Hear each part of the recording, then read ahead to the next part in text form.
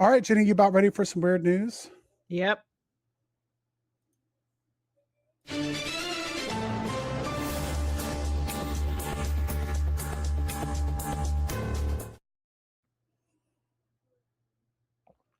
And then there was weird news. And then there's weird news. If you got a spooky shop, haunted attraction, paranormal book, or strange little business of your own, you can sponsor the Witching Oh, Hours. We sorry for offer asking me. I was supposed to host be read reading that. ads and sponsorship for the weird news segment. You can find pricing and details at thewitchinghourspodcast.com.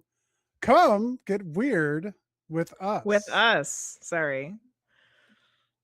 I'm going to make just for that. I'm going to make you read the weird news again tonight. Yeah, I'm going to share it with you. I was Let's get through supposed it. to read that part. You can That's either get why that there was the part pause. or you can read the weird news, which didn't go so hot last time. No, it didn't. So we Sorry. got it. We I got to hit our wasn't paying marks there. attention. We're We supposed did. to be professional Well, broadcasters. last week we were both of us got thrown off, and because of that, now we don't know what we're doing. Like we haven't been doing this for Yeah. 4 years or whatever. Missing JFK and MK Ultra. Or sorry, missing JFK and MK Ultra files. Former CIA officer James Erdman testified in front of the Senate last week, claiming U.S. intelligence files seized 40 boxes of JFK and MK Ultra files that are being processed for declassification. Mm-hmm. House Oversight Committee members Anna Paulina Luna of Florida and Eric Burleson of Missouri are standing by the whistleblower's claims that the CIA took secret files and marched into CIA headquarters in Virginia to demand the return of the files. The meeting took place after lawmakers gave the agency just 24 hours to both preserve and relinquish the troves of data. Burleson tweeted, "We went to deliver a message, and that message is that this is a new era. The president is demanding disclosure, and we wanted assurances that they are understanding of that and on the same page." The CIA officially launched MKUltra in 1953 under Director Allen Dulles, which the stated goal of developing techniques for mind control and interrogation during the Cold War. Thousands of pages later revealed that the agency experimented with LSD, hypnosis, sensory deprivation, and psychological abuse, often on unsuspecting Americans. The program, conducted from 1953 to 1964, at least they say it ended in 1964, aimed to develop procedures and drugs for interrogations, weakening individuals, and forcing confessions through brainwashing and psychological torture. Mm. Total of 144 projects were carried out under MKUltra during that period, highlighting the vast scale of the CIA's secret experimentation program. Yeah, I mean that's the whole problem with disclosure. It's like they just get out the Sharpie and Yeah. it'll be like the word the and a and Yeah. like or they can just get rid of all the documents before they release them and say, "Oh, that's all we've got." Yeah, that's all we got. Besides those 40 boxes that we took, Yeah, that we took to the you shredder. know, there's been some interesting things that have come out about MK Ultra just recently that I've been kind of having some conversations about. I've watched a little bit on, and I don't know if how much we've talked about that. But have you seen um, the connection that they're drawing to MK Ultra and Charles Manson? I don't think so. Yeah, well, I won't get into it here. Maybe we can have a guest on to talk about it sometime. But essentially, like we know that, like it's been proven now that when Charles Manson was released from prison for like petty theft or whatever, Mhm. he was in San Francisco and he went to a clinic there to get like medications and stuff. And the person who ran that clinic was a doctor working for MK Ultra for the CIA. Jeez. So yeah, there's lots of interesting connections there with what happened with the family, and was that a Mm, was that a product of that? We don't know, but there's definitely some links that are being drawn there now. wow. Story number 2. This is an interesting one. I'm curious to see what everyone in Team Weird has to say about this. Tarot card readers are turning to AI for guidance. Researchers are noticing a much more Ugh. modern twist on an old practice. Some pull their cards, then type what they drew into ChatGPT and ask an AI to help make sense of it. A new study takes a hard look at why people are doing this and what it reveals about how humans find meaning even when the process is designed to be completely random. The research presented at the 2026 CHI Conference on Human Factors and Computing Systems is one of the first academic studies to examine how people use AI tools to interpret tarot readings.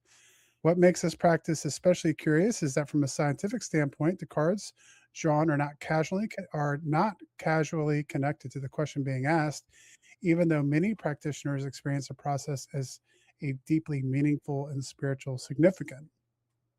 So, according to a 2025 Pew study, they cited in their research, 30% of Americans use astrology, tarot, or fortune tellers at least once a year. So, Hmm. one roughly of the population, which I don't know, struck me as maybe a little high, um, or, or or at least higher than I thought the base would have been at one point in time. Yeah. Uh, as AI tools like ChatGPT have become part of everyday life, it was perhaps inevitable that they would find their way into tarot rooms too. Participants were recruited through Reddit, Discord, Instagram, TikTok, and local tarot shops. They had to be at least 18 years old, and everyone interviewed had already incorporated AI into their practice. So the findings reflect how adopters make sense of the tool, not how the broader community felt about using AI, which I think was significant. The most emotionally resonant finding was how many people turn to AI specifically when struggling with self doubt. Tarot readings can surface uncomfortable feelings or conflicting interpretations, and several participants described a tendency to second guess their own instincts. Yes, right?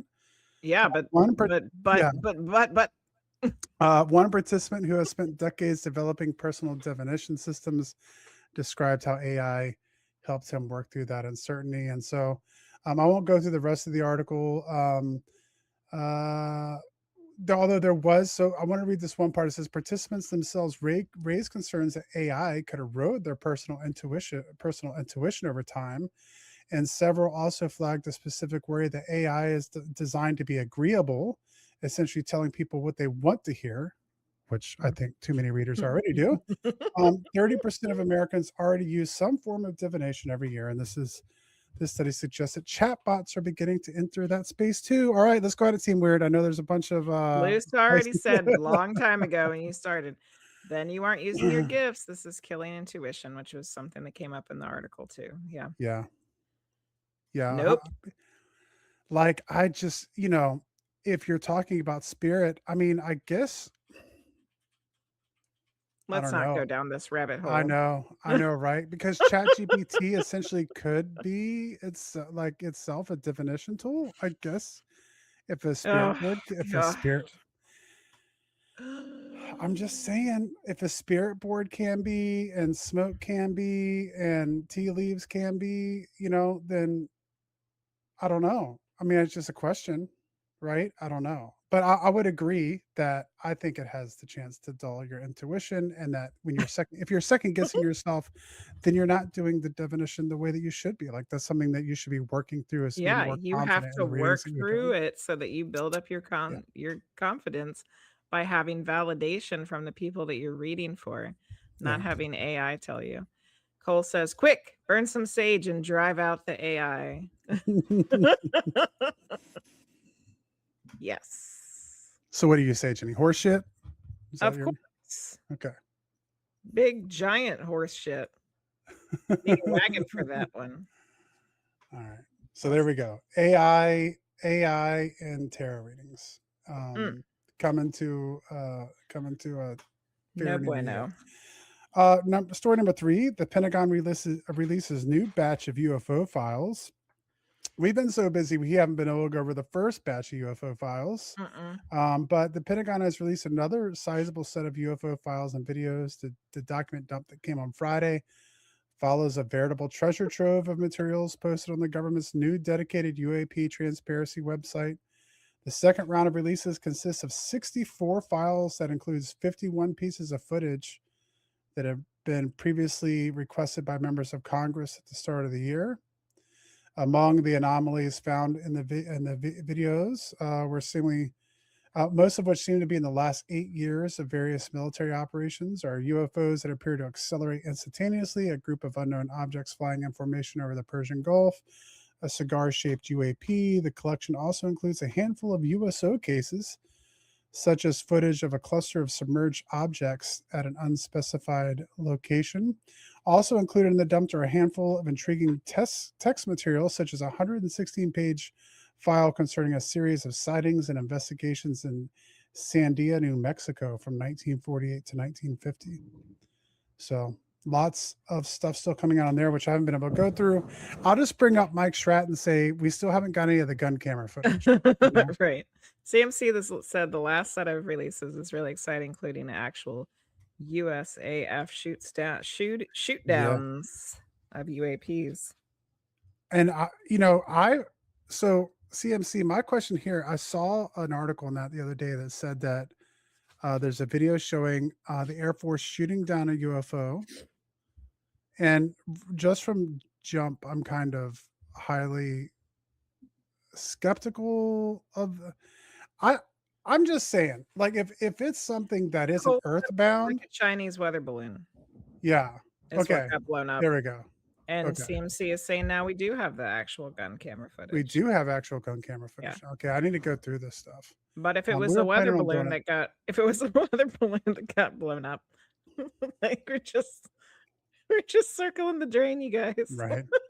Um, the goal, I kind of had the goal of maybe me and Jenny jumping on one night just to hang out and actually going through Mhm. some of the files. And you guys can jump in and look at it and talk, Next time we discuss have a it. guest cancel, let's just plan for that. Or yeah, I don't know. Or if we can jump on. Yeah, we'll try to do it soon so we can get through some of this Yeah. information. I don't know if we'll have anybody cancel anytime soon, but You never know. Happens could be sometimes. next week. Yeah. Um, now that I said that. And then the last story for tonight is a cyclist in England claims he encountered a telepathic praying mantis alien. A young man in England claims that he had a terrifying encounter with an extraterrestrial that resembled a giant praying mantis, which could communicate with him telepathically. The bizarre incident reportedly occurred this past summer, but only recently came to light when the shaken witness decided to share his story with the media. The unsettling event unfolded one morning last July as he was riding his bicycle from his job. The routine trip took a troubling turn, he recalled, when he first spotted a UFO hovering in the sky.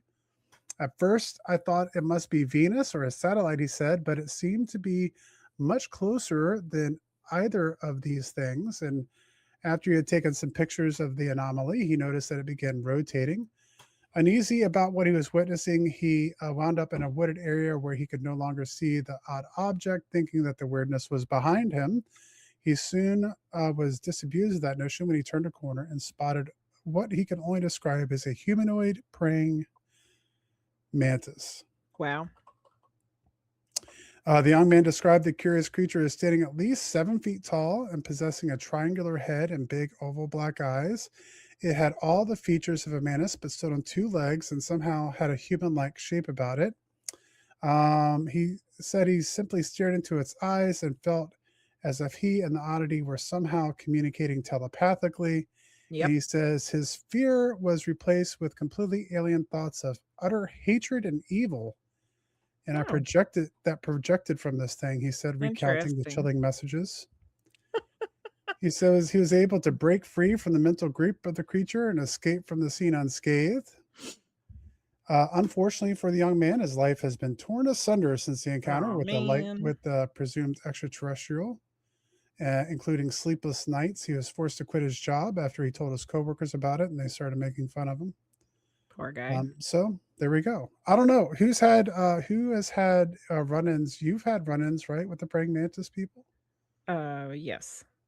Not like Hatred, not like I ran into them in the backyard though. yeah. It's like telepathic things. No, not at No all. utter hatred and evil. No. I mean, I could imagine if you saw one with your eyes in front Hmm. of you that you would be terrified, and that might Hmm. be where the feeling was coming from. Because a praying mantis just by itself is kinda scary looking, Yeah, but yeah, then you yeah, make it 7 feet tall and you probably pooped himself. I probably would have. yeah, yeah. I don't know. I haven't heard. Yeah, I've heard obviously of the praying mantis. We've talked to a couple of people that have had Yeah. connections with praying mantis I people, think but we're gonna have another guest on not too long from now that has some mantid connections. okay. So there we go. That was the weird news.